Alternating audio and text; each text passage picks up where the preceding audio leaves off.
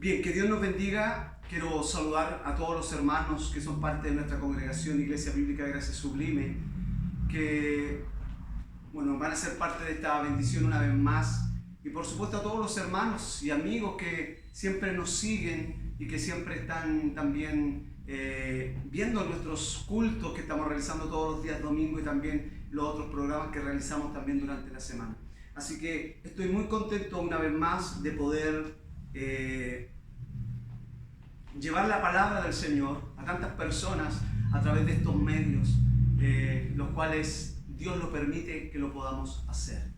Y quiero compartir hoy día con ustedes una vez más la palabra del Señor, así que voy a invitarles para que ustedes abran sus Biblias en el libro de Apocalipsis, en el capítulo 3 de Apocalipsis, y vamos a leer algunos versículos de la palabra del Señor. Desde el versículo 14 vamos a estar leyendo en el nombre del Señor, y dice así: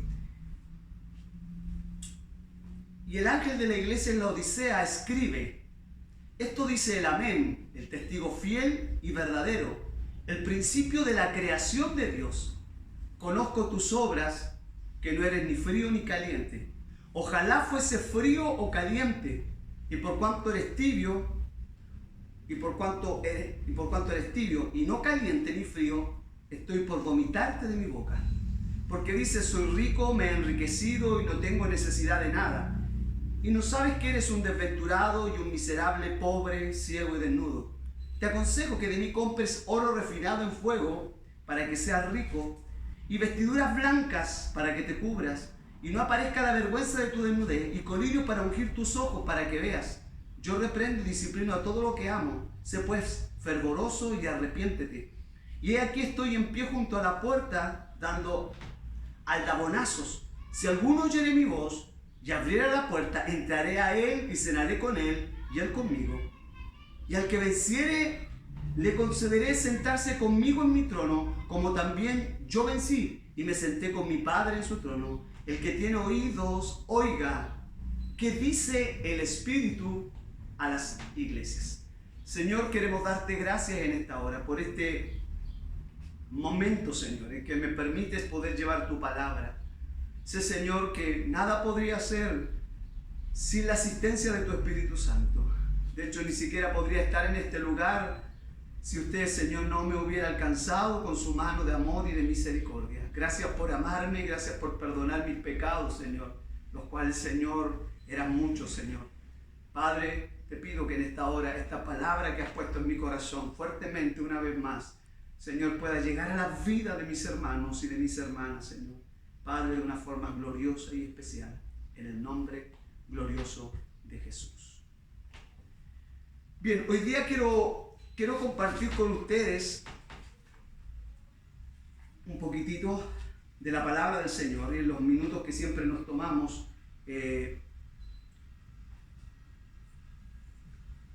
hoy día vamos a hablar cuando Cristo está fuera de la iglesia, o algunas maneras en que Cristo no está dentro de la iglesia, algunas maneras en que Cristo está fuera de la iglesia. Y quiero comenzar que un poco pensemos y meditemos un poquito en esta iglesia de la Odisea. Sé que yo he leído ahora este mensaje que fue escrito de parte de Dios y escrito por Juan para la iglesia de la Odisea. Y quiero un poquitito que podamos pensar, como digo, conociendo el pasaje y conociendo un poco la historia de esta iglesia. Y si tuviéramos la oportunidad de poder entrevistar o preguntarle a uno de sus miembros, entrevistarlo y preguntarle: ¿qué crees que le falta a tu iglesia? La pregunta es: ¿cuál crees que sería la respuesta de ellos? ¿Por qué? Porque si yo leo el pasaje bíblico que he leído, ellos lo tenían todo. Y esa era la reputación de la iglesia de la Odisea. Lo tenían todo. En otras palabras, esta era una iglesia de una actividad implacable y de un éxito increíble a los ojos de los demás, aparentemente a los ojos de los demás.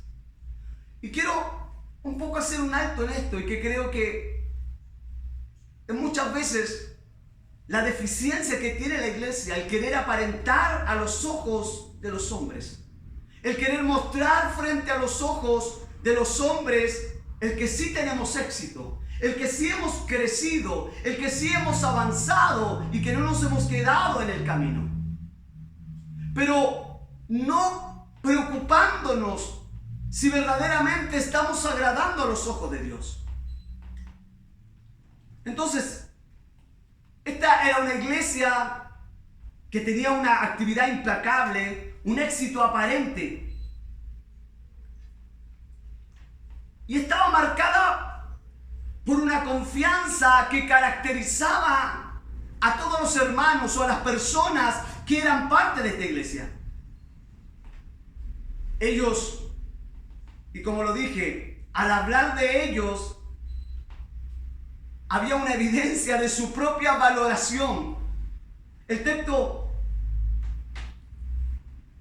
que aparece en el versículo 17 de este capítulo, ellos dicen: soy rico y me he enriquecido y de ninguna cosa tengo necesidad.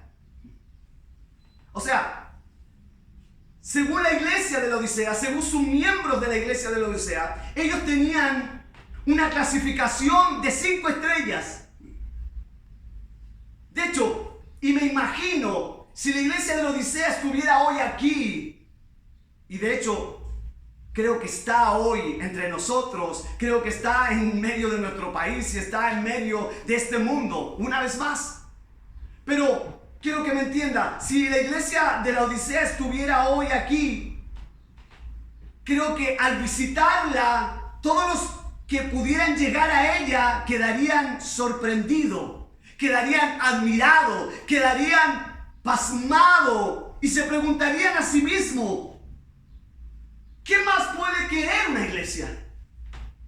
¿O qué más puede querer un pastor con esta iglesia que tiene?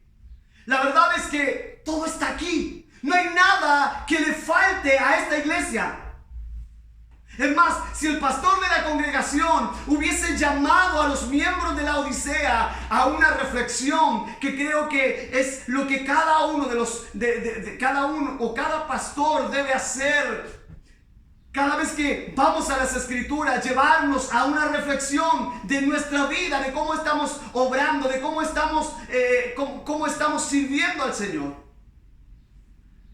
Si el pastor de la Odisea lo hubiera hecho, hubiera llamado a su congregación a una reflexión o a una temporada de reflexión con respecto a su vida espiritual, los miembros de la iglesia lo hubiesen dicho: lo estamos haciendo muy bien, gracias. Lo estamos realizando espectacular. Creemos que no hay ninguna otra iglesia como la de nosotros. Creo que somos la iglesia perfecta. No tenemos de nada tenemos necesidad. ¡Qué tremendo!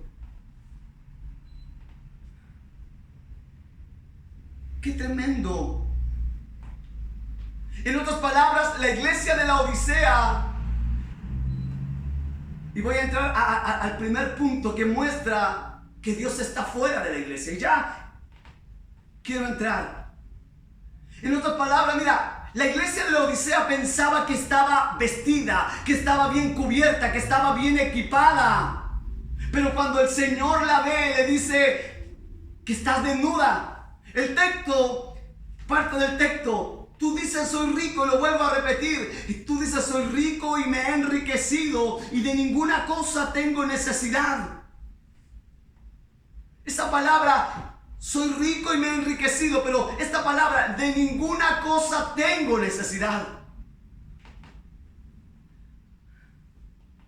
¿Sabes por qué digo y quiero, para continuar en esto, por qué quiero decir hoy cuando Cristo está fuera de su iglesia? Porque el versículo 20 dice: he aquí, yo estoy en pie junto a la puerta. Esta es otra versión. Y mira lo que dice, dando aldabonazos.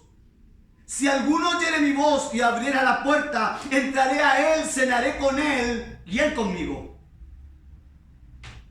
Ya voy a explicar este texto. O sea, este texto que muchos lo ocupan quizás para hablarles a los no creyentes que Cristo está golpeando a tu puerta. No sé si podríamos ocuparlo de esa manera, pero este texto está hablándole a creyentes. La Odisea era una iglesia tibia, ya voy a entrar en eso, ciertamente. Era una iglesia mundana que se había adaptado al tiempo, a su cultura.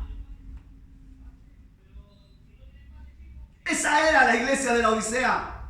Pero Cristo estaba golpeando y llamando a la puerta. Aunque esta iglesia tenía esas características, era la iglesia del Señor.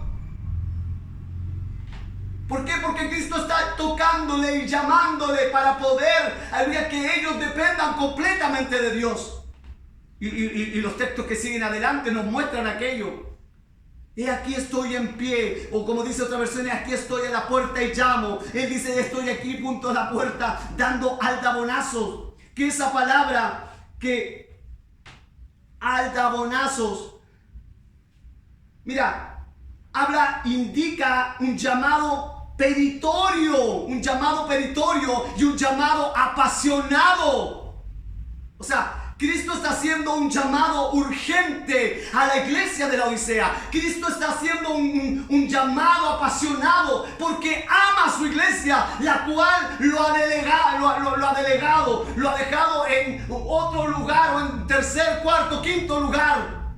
Lo ha alejado de su programa de iglesia. Por eso como iglesia podemos tener un buen programa. Como iglesia podemos estar muy bien organizados. Como iglesia podemos tener el lugar más maravilloso, con, aleluya, las mejores cosas dentro de la iglesia. Pero la pregunta es, ¿dónde está Cristo? ¿Es Cristo parte de, aleluya, de nuestro plan? Qué tremendo. Y quiero volver a esto.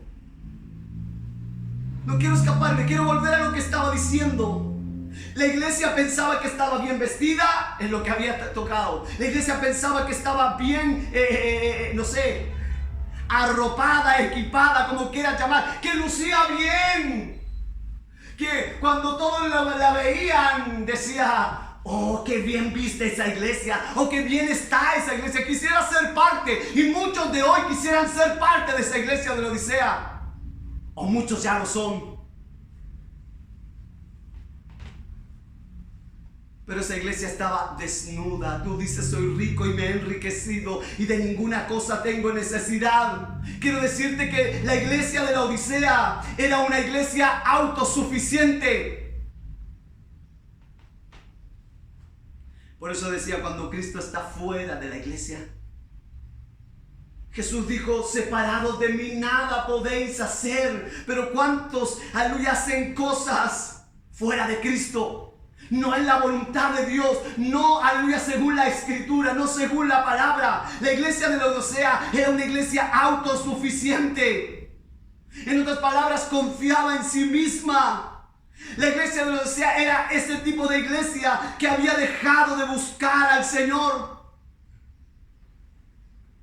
Esa iglesia que ya había crecido, esa iglesia que ya había madurado, esa iglesia, aleluya, que ya no necesita de ir a las rodillas. Esa iglesia que cree que anda bien vestida, pero el Señor la mira con esos ojos de fuego y está desnuda. ¿Estás escuchando? Esa iglesia, aleluya, que el Señor mira con ojos de fuego y está desnuda. Quiero decir que todos los que piensan como la iglesia de la Odisea están desnudos. Están desnudos todos los que piensan como la iglesia de la Odisea. ¿Sabes que la Odisea estaba reflejando el mismo pecado de su cultura? O sea, la autosuficiencia, que podían valerse por sí solo. ¿Sabe? Cuando nuestros niños son pequeños, nosotros lo único que queremos es que nuestro hijo crezca y sea autosuficiente, que se pueda valer por sí solo, que pueda hacer sus cosas por sí mismo. ¿Cuántos de los padres hoy, en este tiempo en que estamos, donde cada padre y madre tiene que estar ahí con sus hijos pequeños, con guías y más guías, tareas y más tareas a la casa, los padres ya no pueden más? Y cómo quisiera que su hijo fuera autosuficiente en todo eso y en muchas otras cosas más, en muchas cosas más de la vida.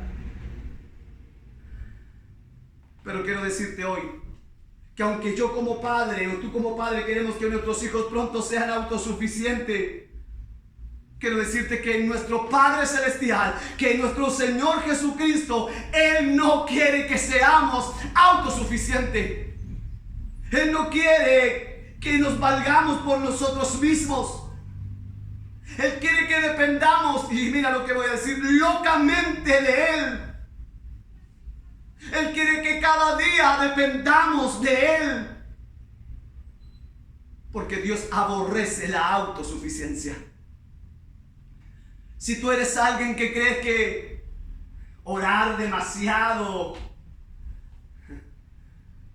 no es bueno, o para qué tanto orar demasiado, si tú crees que leer la Biblia cada día es algo de fanático, si tú crees que, aleluya, estar siendo alimentado por la palabra, estar en la comunión de los santos, el poder reunirnos, no presencialmente, pero a través, aleluya, de aquellos medios, aquellos canales que se ha permitido que lo podamos hacer, entonces has caído en el pecado que tenía la iglesia de la Odisea. Aleluya, el pecado de la autosuficiencia. Dios aborrece ese pecado.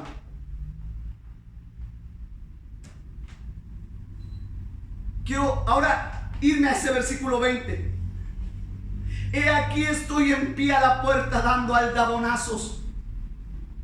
Si alguno oyere mi voz y abriere la puerta, entraré a él, cenaré con él y él conmigo. Y sabes, aquí está la gran ironía. A pesar de toda la buena reputación de esta iglesia, a pesar de que era reconocida por todos, Jesús estaba tocando a la puerta de esta deslumbrante iglesia. En otras palabras, Cristo estaba fuera de la iglesia. Te pregunto, ¿en cuántas de nuestras iglesias, y sé que este sermón puede llegar a muchas personas, Cristo está tocando afuera, como lo dije a través de esta palabra que usa esta versión de la Biblia, haciendo un llamado apasionado para ser parte de esa iglesia?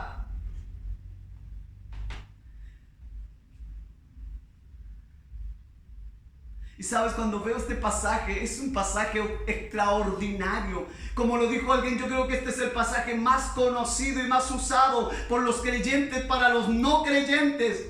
Cristo está a la puerta, te está tocando para que abre tu corazón y lo puedas dejar entrar. Pero aquí Cristo, aleluya, está a la puerta de su iglesia.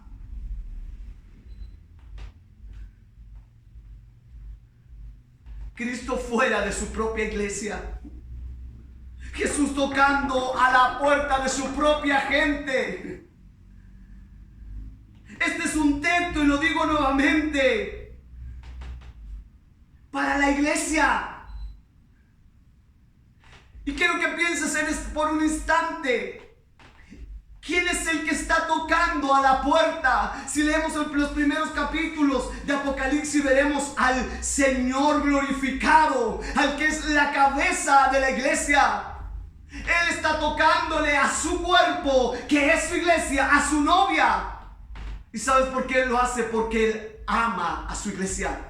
Efesios capítulo 5, 25, allí dice: marido, amar a vuestras mujeres como Cristo amó a la iglesia y se entregó a sí mismo por ella. Cristo murió por su iglesia.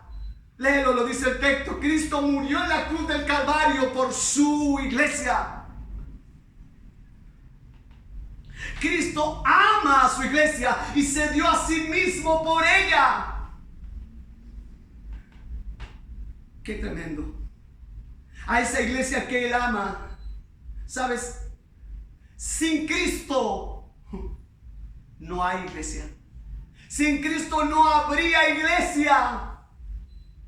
¿Me entiendes? Cristo está fuera de la iglesia, de una iglesia autosuficiente, de una iglesia que puede valerse por sí sola. Cristo no está ahí, está a la puerta golpeando, llamando, y esa es la característica de la iglesia de la Odisea. Ese es el pecado, el cual Dios, aleluya, aborrece, la autosuficiencia de la iglesia. Sin Él no hubiera iglesia que amar. Él se dio a sí mismo en la cruz para traer a la iglesia a su existencia. Él murió, aleluya, allí en la cruz del Calvario para que la iglesia existiera. Y ahora está sentado en su trono y Él allí dirige la iglesia. Dirige a la iglesia en su misión. La sostiene en medio de los asaltos de sus enemigos. Jesús dijo en los evangelios y le dice a sus discípulos que Él sobre esa roca que Él es mismo edificaría su iglesia. Y Él dijo, y las puertas del infierno no prevalecerán contra ella. La iglesia se enfrentaría al mismo infierno. Pero Él sería el que sostendría su iglesia. Él sería el que, aleluya, mantendría, la perseveraría su iglesia. Él sería el que la cuidaría y la guardaría, como lo dice el libro de Romanos. A esa que al que conoció, a ese lo llamó. A ese que había predestinado también lo llamó, lo conoció y lo glorificó. No importa los embates que sufriera la iglesia, ciertamente los sufriría. Él la sostiene de los asaltos de sus enemigos. Y es más, Él es el que la sostiene, aleluya, en medio de la tribulación, en medio de la prueba. Y Él un día le dará el gozo eterno en su presencia. Por eso digo, la vida de Cristo es el centro de la iglesia. Qué tremendo. Pero la Odisea, pero en la Odisea, la vida de la iglesia no estaba centrada en Cristo. Él estaba fuera de la iglesia, tocando la puerta. Ahora, ¿cómo puede estar Cristo tocando fuera? ¿O cómo Cristo puede estar fuera de la iglesia? Y lo primero que te mostraba era que la Odisea era una iglesia autosuficiente. Pero para avanzar quiero tocar un punto importante. Porque esto es lo que hoy ocurre. Mira, pero antes la iglesia era tan autosuficiente que cuando uno lee la historia, en el siglo XVII ocurrió un terremoto donde, aleluya, todo se devastó en aquel lugar. Pero la iglesia de la Odisea fue una de las que se reconstruyó a sí misma. Fue una de las que se reconstruyó a sí misma. O sea, no necesitó la ayuda de nadie. La iglesia de la Odisea era tan autosuficiente, dependía de ella misma, que tenía un medicamento para sus propios ojos, para la enfermedad de sus ojos. Mira, me encanta, antes de poder avanzar, lo que dice el versículo 14. Y el ángel de la iglesia de la Odisea escribe, y esto dice el amén. La palabra el amén nos habla, así es, así dice el amén. Mira, el testigo fiel y el testigo verdadero. Aquí el Señor está hablando de que Él es el que todo lo cumple. Y más, mira, está diciendo que Él depende de sí mismo. Dios depende de sí mismo. Cristo depende de sí mismo. Él depende de su propia voluntad. En otras palabras, Jesús es autosuficiente, no depende de nadie. Pero esta iglesia se creía autosuficiente. El principio de la creación. Él es el originador de la creación. Él es el que creó la creación. Oh, qué tremendo, qué tremendo la palabra. La Biblia nos muestra a un hombre que fue autosuficiente. Aleluya, quizás el hombre más grande autosuficiente en la historia o en la Biblia, Nabucodonosor. ¿Acaso no es esta la Babilonia que yo construí? ¿No te suenan esas palabras de muchos líderes hoy y de la iglesia? Esta es nuestra Babilonia donde nos reunimos. ¿No es acaso esta la gran Babilonia que yo construí?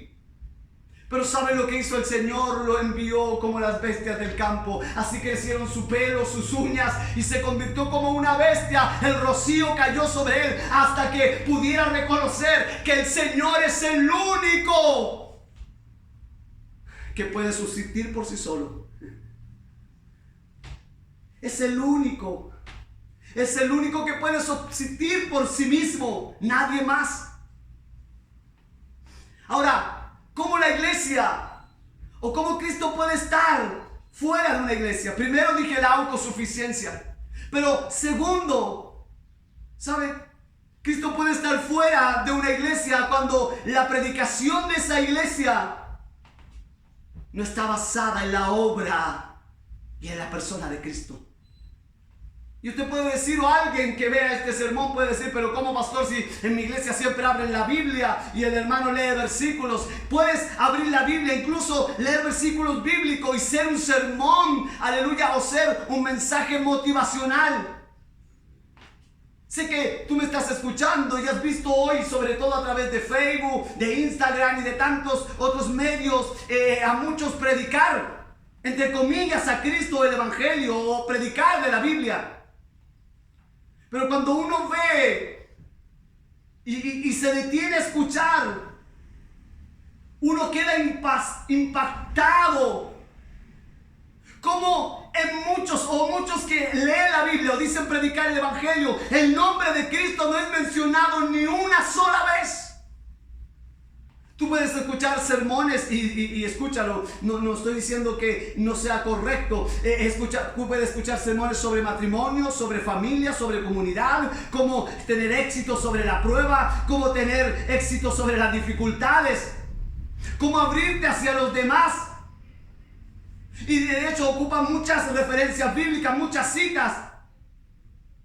Pero en muchos de estos mensajes Cristo está ausente notablemente. Ahora tú dices, pastor, no se puede hablar acerca del matrimonio. Por supuesto que se puede hablar del matrimonio, pero el matrimonio tiene un solo propósito: glorificar a Cristo. Y cuando yo enseño del matrimonio, eso es a lo que me lleva a la Escritura. Como Cristo amó a su iglesia, así los maridos deben amar a sus mujeres. ¿Qué quiere decir eso? Que cuando yo amo a mi esposa, aunque no lo voy a llegar a hacer como Cristo lo hizo con su iglesia, pero cuando yo amo a mi esposa, estoy mostrando la obra gloriosa que hizo Cristo amando a su iglesia.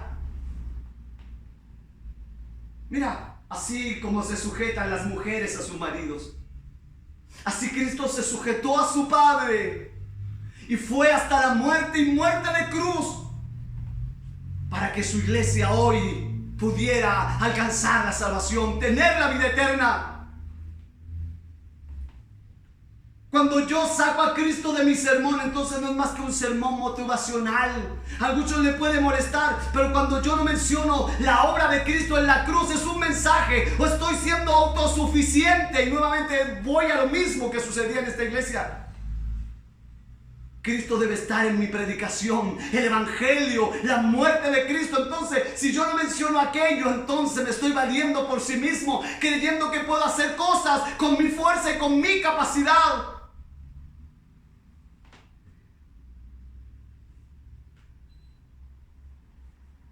Por eso digo, aunque los sermones sean de la Biblia, Cristo está ausente en muchas de las predicaciones. Te pregunto, ¿cuánto tiempo no escuchas del púlpito que tu pastor o el líder que predica no te hable de la obra que Cristo hizo en la cruz del Calvario? Pastor, eso es un sermón repetido, ya todos lo sabemos, Cristo murió y resucitó. Pero ese es el Evangelio. Si Cristo no es mencionado, tú puedes hablar de muchos hombres de la Biblia, pero cada uno de ellos nos muestra a Cristo. La Biblia, aleluya, aunque fueron 40 escritores, más de un siglo y medio que fue escrita la palabra del Señor, hay unidad en esa diversidad. Imagínate, Dios, aleluya, inspiró a estos hombres por medio de su palabra de forma diferente. A uno le habló directamente, otros fueron ministrados.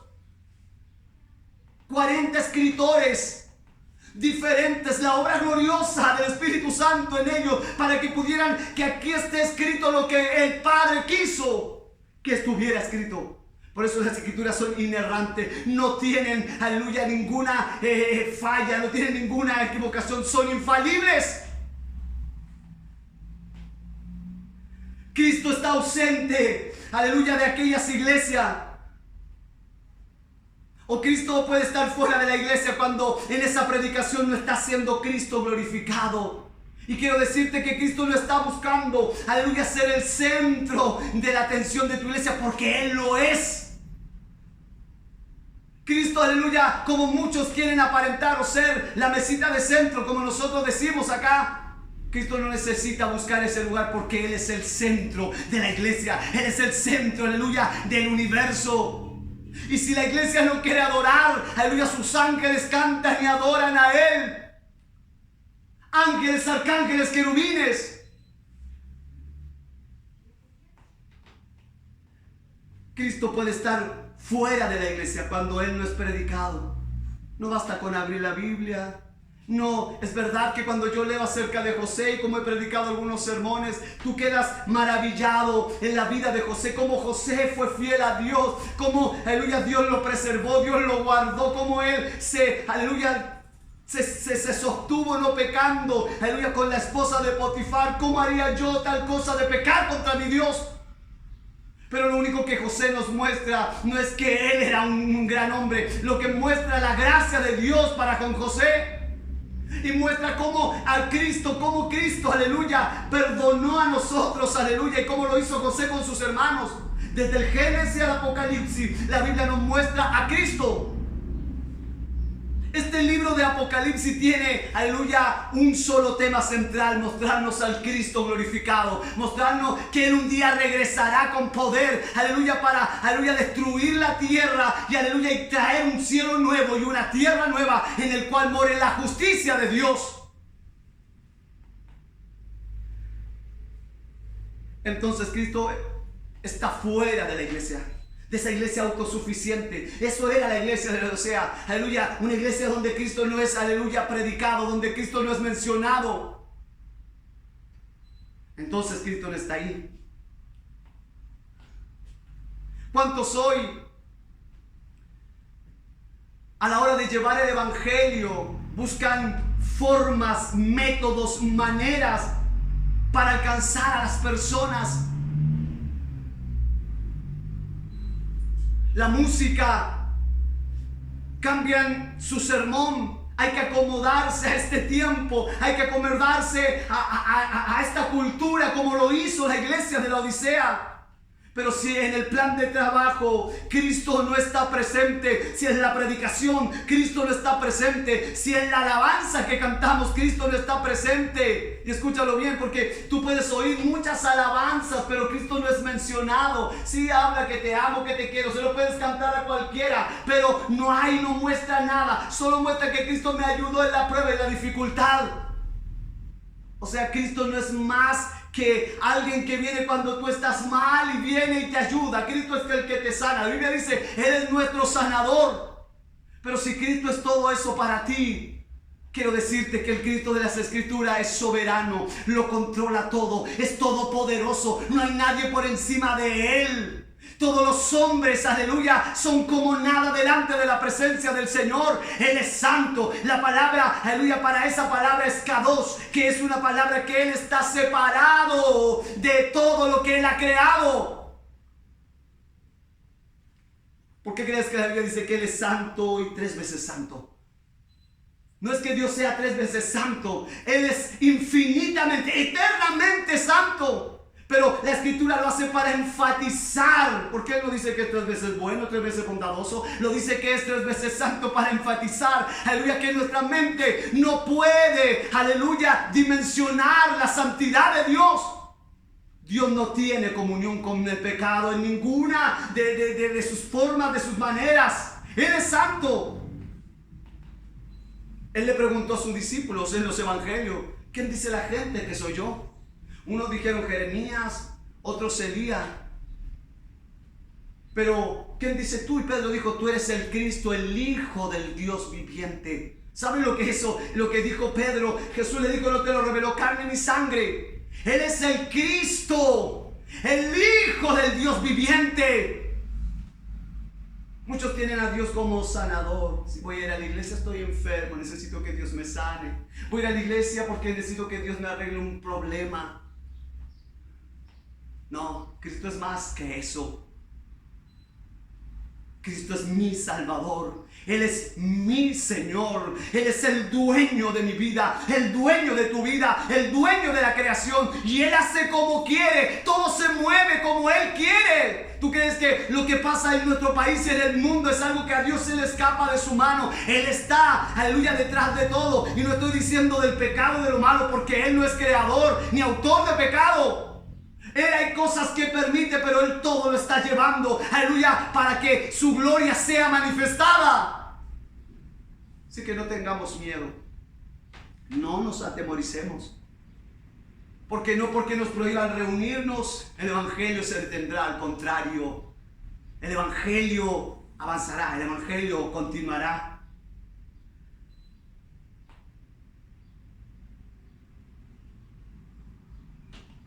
Mira, por último, quiero llevarte al texto. Hay muchas maneras que podría nombrar cómo Cristo puede estar fuera de la iglesia. Pero quiero llevarte al pasaje que creo que es más leído de esta iglesia. Donde el Señor dice el verso 5, conozco tus obras, que no eres frío ni caliente.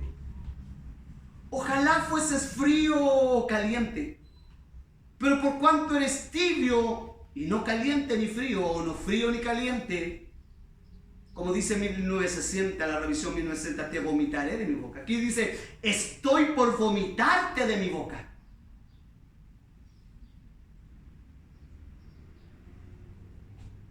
La iglesia de la Odisea era una iglesia tibia.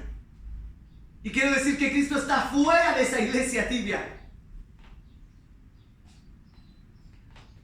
A veces nosotros decimos, y cuando usamos estas palabras decimos, yo no soy frío porque yo voy a la iglesia, pastor, ¿sí? Pero cuando estás en la iglesia, estás pensando de lo que vas a hacer cuando salgas de la iglesia. Dices que no eres frío porque oras, porque lees la Biblia, porque te congregas. Pero cuando estás en medio de los problemas y en medio de las dificultades, cuando los problemas te asedian, vas y buscas ayuda en todos los lugares y en todos los hombres, pero no vas a Dios.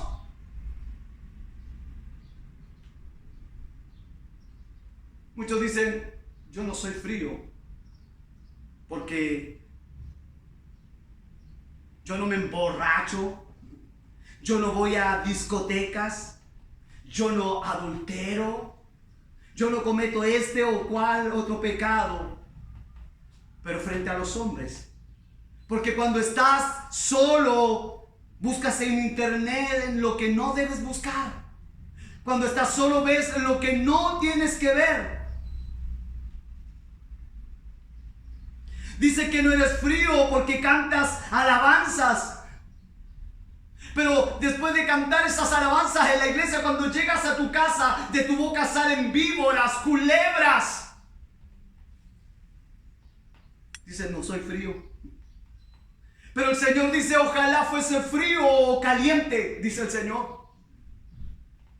Ojalá fuese frío o caliente. ¿Por qué?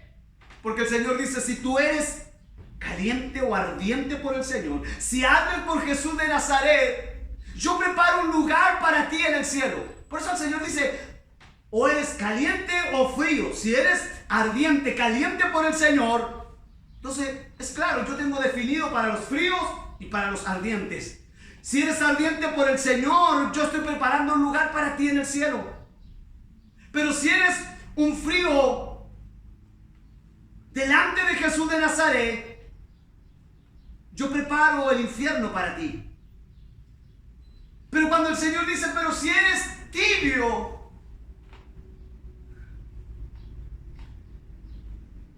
¿saben? Él dice, me das asco. En otras palabras, si fuese el frío o caliente, yo sabría lo que hacer sabría qué hacer contigo. Pero si eres tibio, no hay quien te pueda beber. Me das asco, no sé qué hacer contigo. Cuando vemos la iglesia de la Odisea, y en esto no quería entrar, pero donde estaba ubicada la Odisea, habían 2 ciudades de la cual de un lugar de su cordillera caía agua termal, agua caliente, pero había otro lugar de donde provenía el agua tibia. Se dice que cada una de ellas venía por los conductos.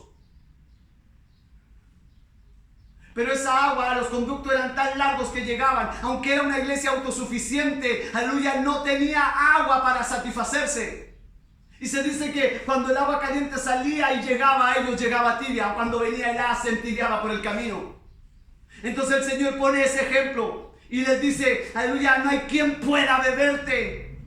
Él tiene una definición para el ardiente en el Señor. Y te digo, el cielo te espera. Aquel que en su corazón late por el Señor, el cielo te espera. Aleluya, pero tú que, aleluya, eres frío, quiero decir que el infierno te espera. Pero para aquellos que se han convertido en creyentes tibios, el Señor dice, me da asco. La Odisea era una iglesia tibia. Tenía obras de creyente, pero también tenía obras de impío. Tenía pensamientos de creyente, pero también tenía pensamientos de impío. Tenía un sentimiento de creyente, pero también tenía un sentimiento de impío. La iglesia de la Odisea tenía metas, aleluya, de creyente, pero metas de impío. Te pregunto, ¿tú aceptarías tener una novia así? ¿Estarías satisfecho con ella? Que un día dice amarte, que un día dice querer estar contigo, pero al otro día se pierde y aleluya no sabe dónde está y nunca más la ves. Tenemos que aprender a depender del Señor. Debemos aprender a depender del Señor. Sabes que cuando creemos que lo podemos arreglar nosotros mismos, entonces Dios nos da lecciones.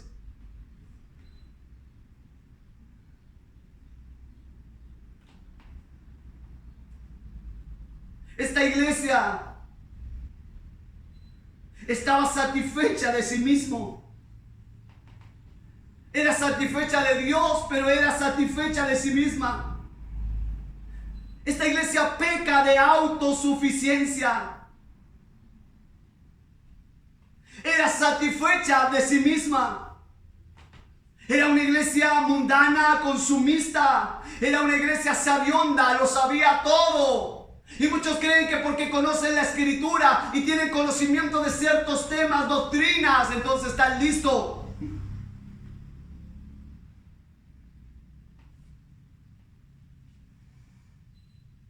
Era una iglesia rica, lo tenía todo. Todo. Soy rica y me he enriquecido, de ninguna cosa tengo necesidad. Era una iglesia que podía hacer sus propios vestidos, su iglesia que podía hacer su propio colirio para los ojos. Pero el Señor le dijo, eres desaventurada, pobre, ciega, desnuda. Tenían un medicamento para los ojos, pero no podían ver la vergüenza de su desnudez, no la podían ver.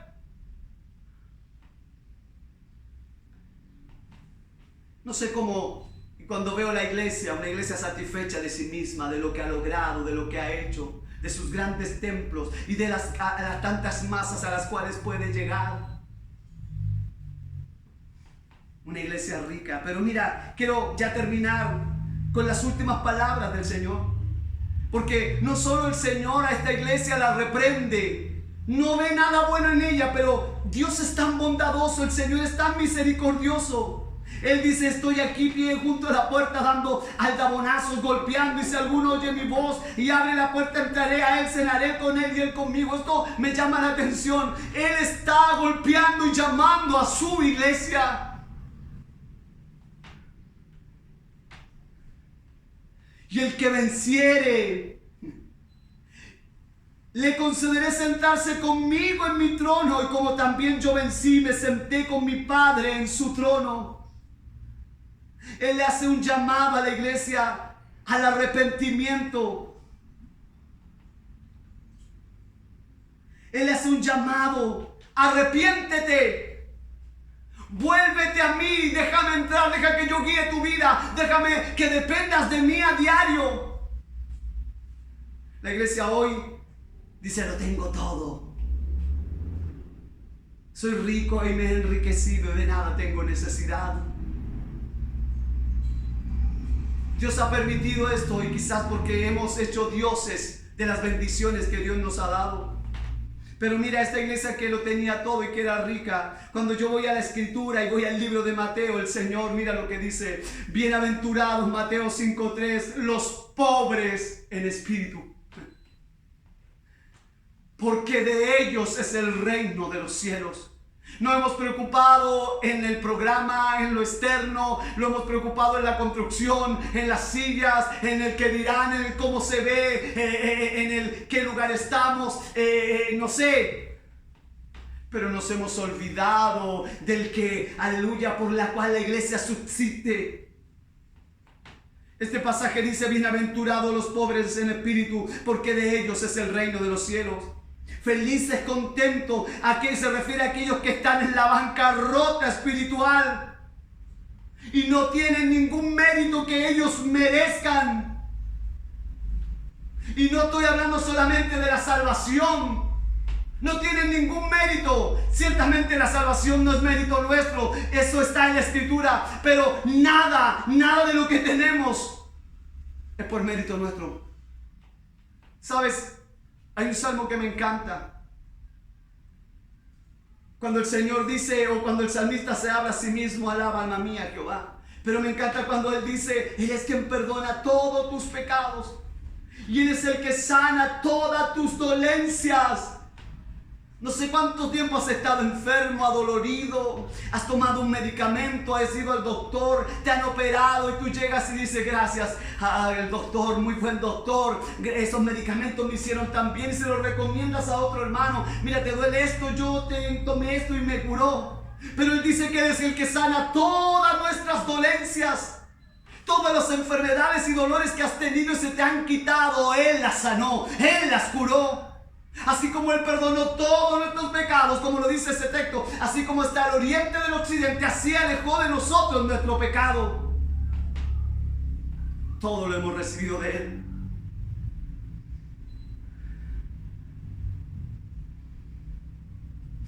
Cualquier posición que Dios me haya dado, o todo lo que Él me ha concedido, como lo decía en un sermón, todo lo que tengo es lo que Dios me ha dado, y lo que no tengo es porque no me lo ha querido dar. Y si algo lo he tenido y no lo tengo, es porque Él me lo ha quitado.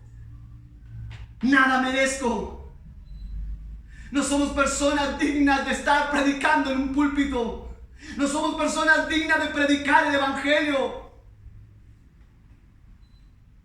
Pero gracias a su obra gloriosa hoy estamos aquí. Por eso, para terminar, las últimas palabras del Señor: el que venciere,